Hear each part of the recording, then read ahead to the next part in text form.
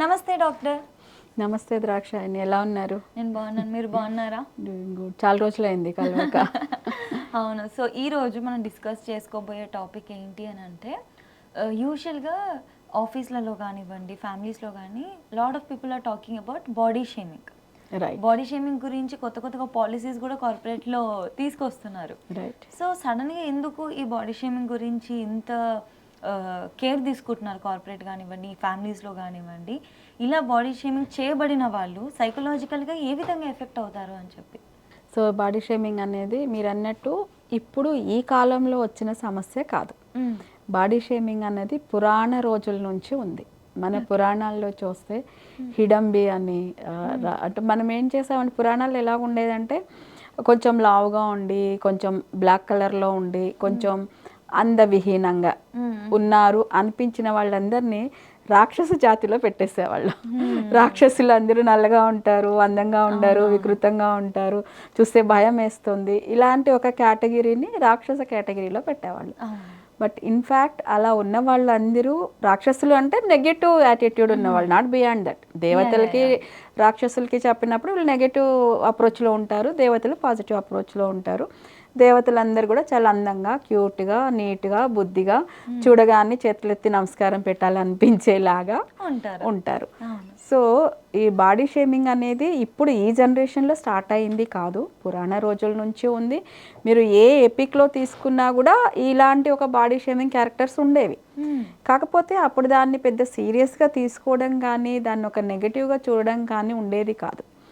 So ఆ రోజుల్లో ఏంటంటే ఈ బాడీ షేమింగ్కి గురైన వాళ్ళకి ధైర్యం చెప్పడానికి కొన్ని సామెతలు ఉండేవి. నలుపు నారాయణ మెచ్చు, ఎరుపు ఎవరు మెచ్చు. సో రైట్, అంటే రాత్రి కల్లో, పగలు చూస్తే రాత్రి కల్లోకి వస్తుంది అంటే, ఓ దేవతల రాత్రి కల్లోకి వస్తే మీకు వరాలు ఇస్తారు. ఇట్లా ఏంటంటే ఈ బాడీ షేమింగ్కి గురైన వాళ్ళని ఓదార్చడానికి అవ్వచ్చు, ధైర్యం చెప్పడానికి అవ్వచ్చు, అప్పుడు ఉన్నటువంటి మేధా సంపత్తి, మేధావి వర్గము వాళ్ళకు ఒక బూస్టింగ్ లాగా, ఒక పాజిటివ్ ఇదిలాగా ఇలాంటివన్నీ కూడా క్రియేట్ చేసి వాళ్ళకు ఒక ధైర్యాన్ని ఇచ్చేటువంటి ఒక కల్చర్ ఉండేది. రాను రాను ఇప్పుడు ఏమైపోయిందంటే అలాంటి ఒక వ్యవస్థ తక్కువైపోయింది. ఇప్పుడు అమ్మాయి నల్లగా ఉంది అంటే తల్లిదండ్రులు, తోడబుట్టిన వాళ్ళు ప్రతి ఒక్కళ్ళు కూడా దాన్ని పాయింట్అవుట్ చేసి మాట్లాడడం అనేది జరుగుతోంది. గతంలో ఏంటంటే మన రూపురేఖలు కానీ, మన కలర్ కానీ, మన హైట్ కానీ, మన వెయిట్ కానీ ఇవేవి కూడా మన ఇష్టంతో వచ్చేవి కాదు, దేవుడు ఇచ్చినవి అని భావించేవాళ్ళం. ఈ దేహం అనేది దేవుడు మనకిచ్చాడు. So what is the way he has given to us, we use to accept. So మనకున్న బాడీని ఎలా ఉన్నా సరే అప్పుడు యాక్సెప్ట్ చేసేవాళ్ళమే.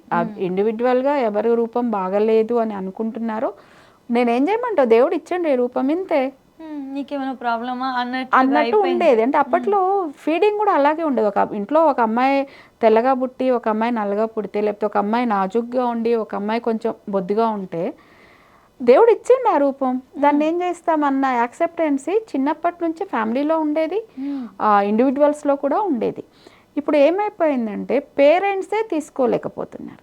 పిల్లాడు నల్లగా పుట్టాడు అంటే, ఇప్పుడు మా హాస్పిటల్లో చాలా డెలివరీస్ అవుతూ ఉంటాయి కదా, పిల్లాడు నల్లగా పుడితే అదొక పెద్ద సమస్య వాళ్ళకి. మేడం పిల్లాడు నల్లగా ఉన్నాడు మేడం, ఏమన్నా మందులు వేస్తే వీడు ఇప్పటి నుంచే తెల్లగా చేయొచ్చా? డేస్ బేబీ అండి, నిన్న ఇవాళ పుట్టిన పిల్లని తీసుకొచ్చి వీడికి ఏమన్నా మెడిసిన్స్ వేస్తే తెల్లగా అవుతాడా? అంటే ఈవెన్ పేరెంట్సే ఫస్ట్ పిల్లల్లో ఉన్నటువంటి అందమైన స్వరూపం అని ఏదైతే అనుకుంటున్నామో దానికి భిన్నంగా ఉంటే ఫస్ట్ పేరెంట్సే యాక్సెప్ట్ చేయలేకపోతున్నారు. ఈ పెరిగే విధానంలో ఏంటంటే ఫ్యామిలీలో ఇండైరెక్ట్గా, అంటే తెలుసో తెలియకనో, ఇట్స్ లైక్ ప్రాసెస్లో, ఆ నన్నోళ్ళు పిలు, ఆ బండదాన్ని పిలు, ఇదేంటి చిన్నప్పటి నుంచే కుటుంబంలో అది వాళ్ళ మీద ఇంపోజ్ చేయబడుతుంది. ఆ బండదాన్ని బిలు అనగానే అందరు నవ్వుతారు. ఆ ఖరీదు ఏం చేస్తుంది చూడు అంటే, ఆ ఖరీదా, ఆ బక్కోడు ఏం చేస్తున్నాడో చూడు. ఒకప్పుడు ఇలా పిలవడం అనేది కూడా ఒక తప్పు.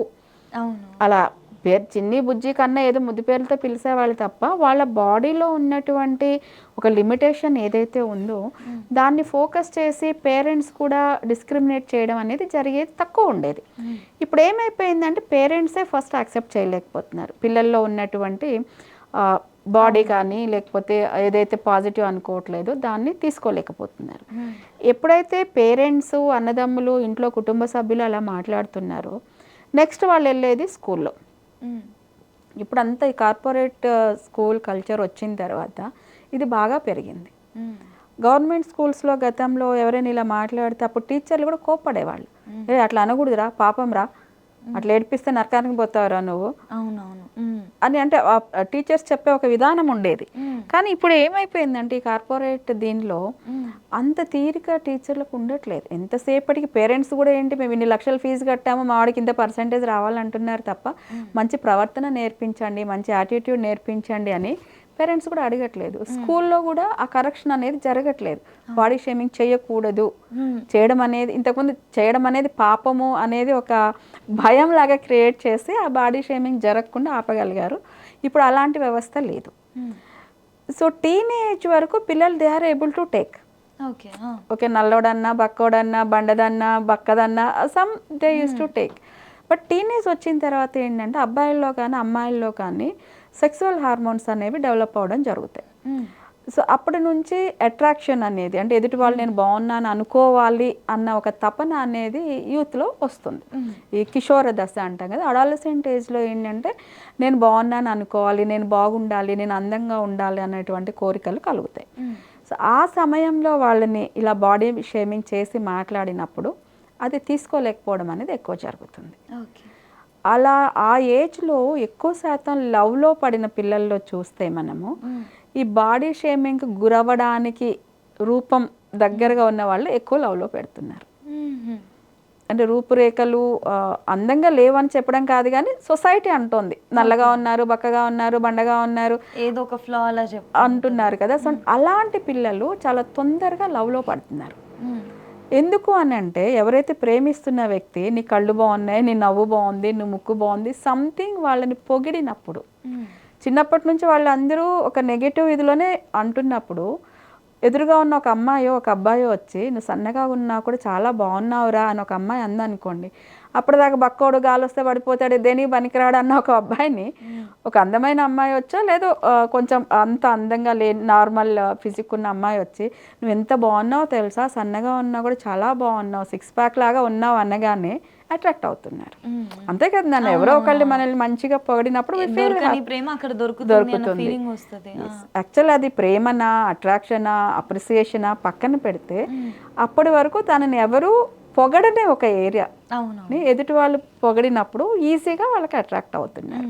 ఈవెన్ అమ్మాయిల విషయంలో కూడా లవ్ చేసుకొని లేచిపోయారు అంటారు చూడండి, ఆ స్థాయికి వచ్చిన కేసెస్ మీరు గమనిస్తే అబ్బాయిలో అమ్మాయిలో ఎవరో ఒకళ్ళు బాడీ షేమింగ్ చేయడానికి వీలైన రూపురేఖలు వాళ్ళల్లో ఉంటాయి. ఇద్దరు అమ్మాయి అబ్బాయి ఇద్దరు మేడ్ ఫర్ ఈచ్ అదర్ లాగా, ఫిజికల్గా మేడ్ ఫర్ ఈచ్ అదర్ లాగా ఉన్నారు, చూడ్డానికి జంట బాగుంది, రైట్ ఎగ్జాక్ట్ వర్డ్, ఈడు జోడు బాగుంది అనే జంటలు లవ్ చేసుకున్నా లేచిపోయి పెళ్లి చేసుకునే వాళ్ళ సంఖ్య తక్కువ. అలాంటి వాళ్ళు ఏంటంటే ఇళ్ళల్లో ఒప్పించడానికి ట్రై చేస్తారు, స్ట్రగుల్ పడతారు, అమ్మ నాన్నలతో దెబ్బలాడతారు, టైం తీసుకుంటారు, లేచిపోయి చేసుకుందాం అన్న స్టేజ్కి రారు. ఎందుకంటే వీళ్ళకి ఎక్కడ కూడా బాడీ షేమింగ్ అనేది కానీ ఒక నెగటివిటీ అనేది కానీ చిన్నప్పటి నుంచి వాళ్ళ మీద ఇంపోజ్ చేయబడలేదు. ఎప్పుడైతే ఆ నెగటివిటీ ఆ బాడీ షేమింగ్ అనేది ఇంపోజ్ చేయబడిందో వాళ్ళని ఇంకొక వ్యక్తి బాగున్నావు అని అనగానే అట్రాక్ట్ అవుతున్నారు. సో ఈ వీళ్ళని వదిలేసి నిత్యం నన్ను పొగిడే వ్యక్తితో ఉండడానికి ఇష్టపడతాను, సో వీళ్ళందరూ నాకు వద్దు, so let us go out and will have our own life అనే దానికి వస్తున్నారు. సో ఈ బాడీ షేమింగ్ అనేది ఎవరైనా ఒక వ్యక్తి మనల్ని అట్రాక్ట్ చేసినప్పుడు తొందరగా ఇది అవుతున్నారు. అలా కాలేదు అనుకోండి, వాళ్ళు ఓకే ఆ టైంలో దే ఆర్ స్టేబుల్గా ఉన్నారు, అలాంటి ఒక తప్పుడు మార్గంలో వెళ్ళలేదు అనుకోండి, ఉద్యోగాల్లోకి వచ్చిన తర్వాత దీన్ని తీసుకోలేకపోతున్నారు. ఉద్యోగాల్లోకి వచ్చేసరికి ఏంటంటే ఒక 25 years దాటిపోతుంది, పెళ్లి సంబంధాలు చూడడం మొదలుపెట్టి ఉంటారు. అప్పుడు ఏమవుతుందంటే మీ అమ్మాయి లావుగా ఉందండి, కొంచెం తగ్గితే బాగుంటుంది, ఓకే మనం ఎంగేజ్మెంట్ చేసుకుందాము, 2 నెలలు టైం పెట్టుకుందాము, అమ్మాయిని జిమ్కి వెళ్ళమనండి, ఏమంటారు డైట్ చేయమనండి, తగ్గితే పెళ్లి చేసుకుని పెళ్లి రోజుకే తగ్గాలి అని ఒక కండిషన్ పెడుతున్నారు. అలాంటి సిచ్యువేషన్స్లో అమ్మాయిలు సూసైడ్ వరకు వెళ్ళిన సిచ్యువేషన్స్ కూడా చాలా ఉన్నాయి. ఏమైపోతుందంటే ఒక ఇండివిజువల్గా తనకు ఒక గుర్తింపు గౌరవం వచ్చిన స్టేజ్కి వచ్చేసారు. సో నాకు ఉద్యోగం వచ్చింది, నాకు జీతం వస్తుంది, ఆఫీస్లో ఒక రెస్పెక్ట్ ఉంది, నా కాళ్ళ మీద నేను నిలబడగలుగుతున్నాను. బట్ పెళ్ళి అనేది వచ్చేసరికి ఇంకొక వ్యక్తి వచ్చి నన్ను కంట్రోల్ చేయడం ఏంటి, నువ్వు సన్నగా అయితేనే పెళ్లి చేసుకుంటాను అనడం ఏంటి, అది తీసుకోలేకపోతున్నాను. సో దాంతో ఏమైపోతుందంటే వైఎం నేను ఇంత సాధించి ఇన్ని కష్టాలు పడి, ఇందాక మనం ఒక 4-5 ఎపిసోడ్స్ ముందు చూస్తే డిస్సాటిస్ఫాక్షన్ అనుకున్నాం కదా, అసంతృప్తి అనేది. ఎప్పుడైతే ఈ బాడీ షేమింగ్కి గురవుతారో వాళ్ళలో అసంతృప్తి అనేది మొదలవుతుంది. ఓకే. నేను ఎవరి కోసం తగ్గాలి, నా బాడీ ఇంతే, చిన్నప్పటి నుంచి ఇంతే ఉన్నాను, ఇంత సాధించాను, ఎవడో వచ్చి పెళ్లి చేసుకోవాలని నేను తగ్గాలని నాకు అవసరం లేదు. అవసరం లేదు ఆయన వద్దన్నప్పుడు అబ్బాయి అవసరం లేదు అనుకుంటే పర్వాలేదు.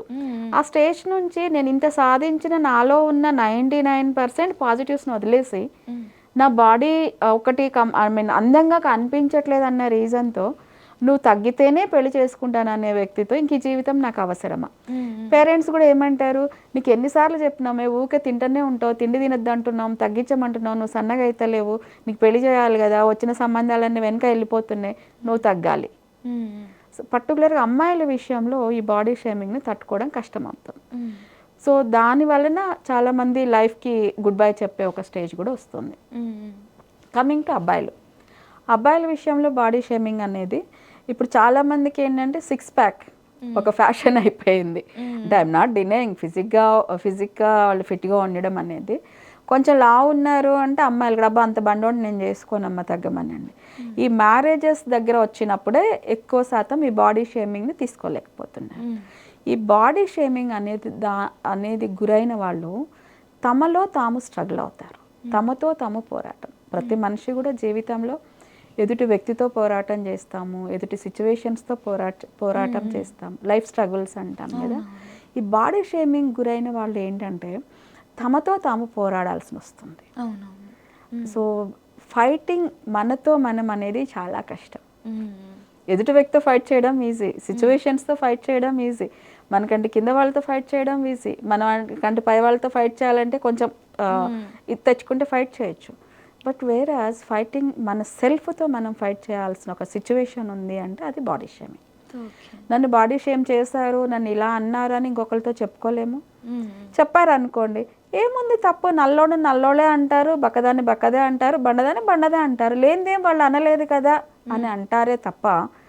సో అలా అన్నప్పుడు దాన్ని ఎలా తీసుకోగలగాలి, ఎలా దాని నుంచి బయటపడగలగాలి అనేది గైడ్ చేయడం అనేది ఈ సమాజంలో ఉన్న పెద్దవాళ్ళకు కూడా తెలియట్లేదు. ఎందుకు అంటే పేరెంట్సే దాన్ని తీసుకోలేకపోతున్నారు. నువ్వు బండగా ఉన్నావు అందుకే నీకు పెళ్లి సంబంధాలు క్యాన్సిల్ అవుతున్నాయి, నువ్వు తగ్గరా, ఇట్లా బండగా ఉంటే పిల్లని ఎవరిస్తారా అంటున్నారు తప్ప వాళ్ళు కూడా దాన్ని అలా కాదు నాన్న, ఇట్స్ యువర్ లైక్ దట్. వాళ్ళ తల్లిదండ్రులు మా అమ్మాయి ఇంతేనండి, చిన్నప్పటి నుంచి తన శరీరతత్వం అంతే, అలాగే ఉంటుంది, అలా నచ్చితేనే చేసుకోండి అని అమ్మాయికి భరోసాగా మాట్లాడేవాళ్ళు. లేదంటే మా అబ్బాయి ఇలాగే ఉంటాడు, తన బాడీ తత్వం అది, వాళ్ళు తరతరాలుగా అందరూ బక్కోళ్ళే, మంచి ఫిజిక్ కావాలంటే రాదు, మా అబ్బాయి ఇలాగే ఉంటాడు, ఇలాగే యాక్సెప్ట్ చేయండి అని చెప్పగలిగిన తల్లిదండ్రులు అబ్బాయిల వైపు కూడా ఉండట్లేదు. సో ఒకటి ఏమైపోయిందంటే అబ్బాయి అమ్మాయి అంటే 6 అడుగులు ఉండాలి, మంచి 6 ప్యాక్ ఉండాలి, అలాంటి వాడే పెళ్లి కొడుక్కి సూట్ అవుతాడు, అలా ఒక స్టాండర్డ్స్ ని ఫిక్స్ చేసేసి అలాంటి ఎక్స్పెక్టేషన్స్ లో ఉంచేస్తున్నారు. ఆ బెంచ్ మార్క్ రీచ్ అవని వాళ్ళందరూ కూడా ఈ బాడీ షేమింగ్ని తీసుకోవాల్సి వస్తుంది. బాడీ షేమింగ్లో ఉన్నవాళ్ళు తమతో తాము స్ట్రగుల్ అవ్వడం అనేది ఎక్కువ ఉంటుంది. ఆ సెల్ఫ్తో ఫైట్ చేయడం అనేది గైడ్ చేయగలిగిన వాళ్ళు మన సొసైటీలో ఇప్పుడు లేరు. డెఫినెట్గా మీరు ఒక సైకాలజిస్ట్ని అప్రోచ్ అయితేనే you are able to come out of that problem. Sure అండి, డెఫినెట్లీ మీరు చెప్పిన ప్రతి ఒక్క మాట కూడా 100% రియల్. అసలు ఎవరితో అయినా ఫైట్ చేయగలం కానీ సెల్ఫ్గా మనతో మనమే ఒకటి పోరాటం చేయాలి అని అంటే దట్స్ మోస్ట్ డిఫికల్ట్. అసలు వీలైనంత వరకు మన వల్ల ఇంకొకరు బాధపడకుండా చూసుకోవడం is are responsibility.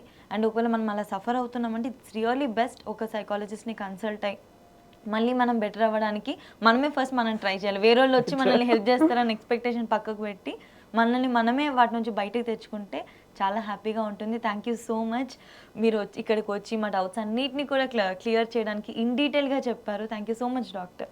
Thank you నాన్న.